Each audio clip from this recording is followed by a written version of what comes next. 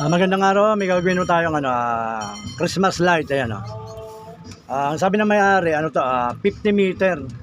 Sobrang haba lang talaga ito. Ayan. Gusto na nilang ikabit dahil para meron silang dekorasyon. Ang naging problema, itong pinaka-controller niya na naputol kabilaan. Mula rito sa may pinaka-plug niya hanggang dito sa may pinaka-wire ng papunta na sa may ilaw. Natanggal, nahila raw to, kaya ang gagawin natin, ipagdudugtong natin to, titingnan natin kung saan to nakahinang. Buksan natin to.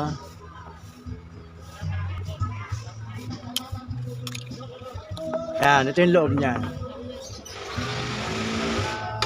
Bali dito yung mga wire niya. Ayan, kung pagmamasdan nyo, ito yung mga niya, yung naputol na wire. Kaya lang hindi mo alam kung saan dito yung para dito sa cordon at dito rin sa may dito sa may pinakailaw na. Bali kakapain natin. Dito natin titingnan niya sa may piyesa niya. Ayan. Ayan ito. Bali ang pagkapa niyan, para hindi ka malito, ang titingnan mo kagad itong capacitor niya. Ayan. Katulad to, itong capacitor na to. 100 UF, ibig sabihin ng UF, microfarad, 35 volt. Yan, dito masyadong mababa yung voltahe ng capacitor. Ito naman itong isang to, tingnan natin.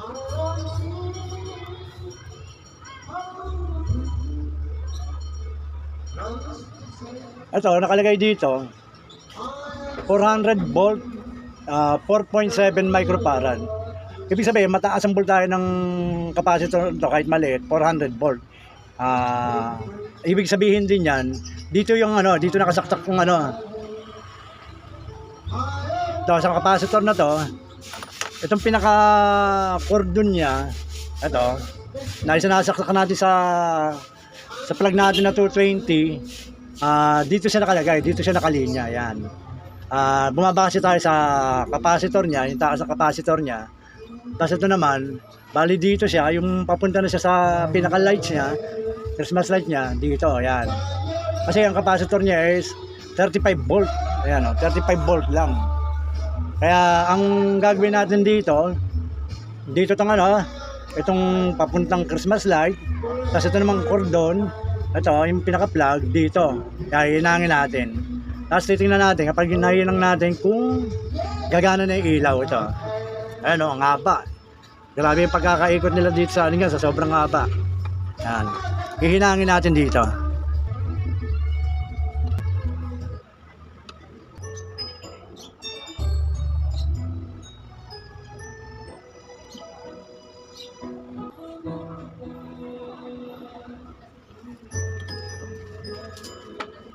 Ayan, nahinang na natin itong plug dito sa parting to, yung may mataas na kuryenteng capacitor niya na may 400 volt. Ayan. At ito naman sa Christmas light, inilagay natin yung linya niya dito sa may mababang capacitor lang. Ayan. Yan ang pinagbasihan natin para mailagay natin ng eksakto yung pinaka-plug at Christmas light. Ngayon, ang gagawin natin ay isasaksak ko. Isasara na natin. Yan. Ngayon, ang gagawin natin, sasaksak natin to. Titingnan natin kung iilaw itong 50 meters na Christmas light na to. Saksak natin. Yun. Umiilaw na siya, ang dami.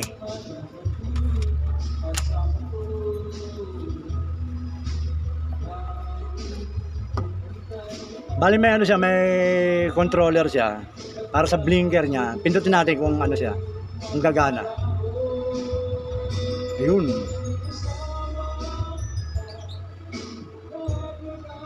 Ayun, nag-iiba-iba. Pag pinindot natin to, ayun. Ayan, okay na. Bali ang naging problema lang dito, naputol yung wire, hindi nila alam kung saan ikakabit yung sa plug niya at dito sa may pinaka Christmas light niya. Bali bumase tayo sa capacitor. Ayan, okay na. Sige po, maraming po salamat sa panonood. Basta watch lang po kayo, share and subscribe po sa mga ginagawa ko para at least lahat ay nasusubaybayan niya.